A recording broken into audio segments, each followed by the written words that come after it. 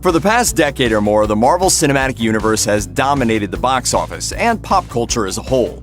But sandwiched in between the MCU mega blockbusters Captain Marvel and Avengers Endgame, there's another little superhero movie from the underdogs at DC Comics, and it's actually really awesome.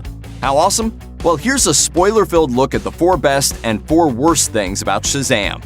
The films of the DC Extended Universe have a well-earned reputation for being dark, grim, and gritty, which a lot of audiences felt weren't too much fun to watch. There's a lot of angst and moral ambivalence, and very little in the way of actual heroism. Instead, they seem to feature angry people who clearly aren't getting enough fiber in their diets. So maybe the biggest surprise about Shazam is that it's not just funny, it's also actually fun from start to finish. Director David F. Sandberg mostly does a great job keeping the tone upbeat and energetic as teen Billy Batson discovers his incredible new powers. It's true that Aquaman also dared to have at least a good time along the way, but Billy's exuberance at becoming a superhero is something we haven't really seen before, and it's a welcome change compared to the DCEU's usual dark and violent fare. Did you believe? Yeah! On the other hand, while Shazam is mostly family-friendly fun, once in a while it just sort of forgets itself and veers off into the realm of horror. Of course, this makes some sense considering that Sandberg is best known for directing the acclaimed horror hits Lights Out and Annabelle Creation. Still, the tonal shifts are jarring. One minute, Billy and his foster brother Freddie Freeman are clowning around doing the floss, and then the next minute the evil Dr. Savannah is summoning a horde of demons to literally eat people's heads off. Oh, snap. You're like a bad guy, right? These abrupt detours into terror feel kinda out of place and unnecessary. Luckily, it doesn't happen often, but even a couple of times might be a couple of times too many.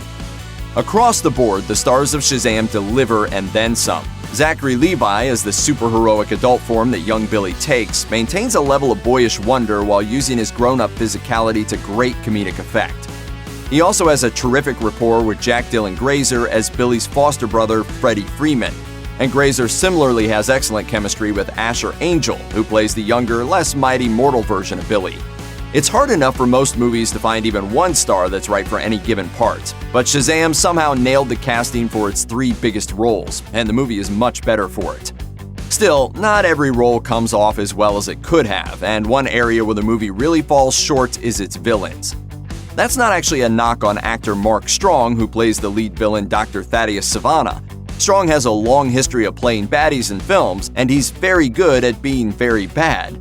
But unfortunately, while all the stuff with Billy and Freddie feels fresh and new, the scenes with Dr. Savannah feel like they were cobbled together from a list of boring supervillain cliches. Plus, his demonic CGI helpers have boring designs. The coolest thing Shazam did with villains was teasing Mr. Mind, an evil genius worm, in the mid-credits scene. We just wish he had been the lead villain of this one, too. At least that wouldn't have been just more of the same. When movie makers don't respect the comics their films are based on, the result is always bad and always disappointing. Just look at films like Jonah Hex or even Man of Steel, which was controversial among longtime comic book fans. In that one, many have said that director Zack Snyder didn't believe the concept of a pure hero like Superman was relevant. The impulse to make comic book movies more serious because the filmmakers want to be taken seriously is never a good thing. Which is why it's so great that Shazam actually revels in its comic book origins. The filmmakers don't mind being goofy because they know it's fine as long as audiences are brought along for the ride. Characters like Mr. Mind are silly, but they're exactly the kind of silly we've been waiting for all along. Shazam is trying to do a lot of different things. It's got comedy, it's got action, it's got a heartwarming family message at its gooey center, and it's a modern superhero fable.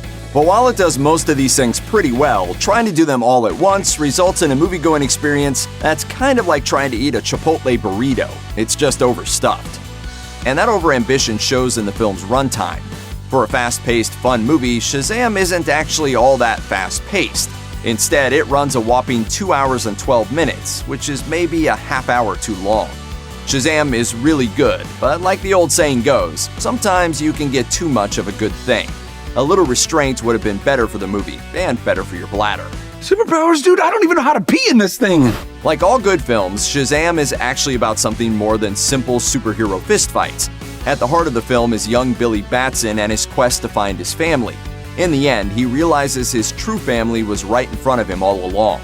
It's a great arc, made all the better by the performances of the actors who play his foster siblings, especially Faith Herman as the precocious Darla.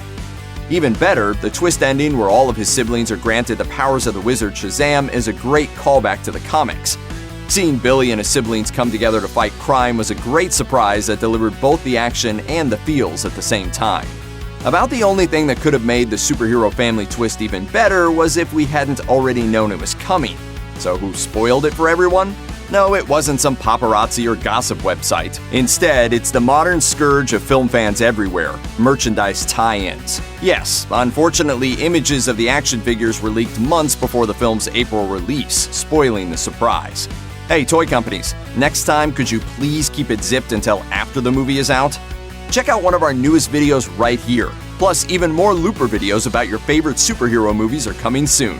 Subscribe to our YouTube channel and hit the bell so you don't miss a single one.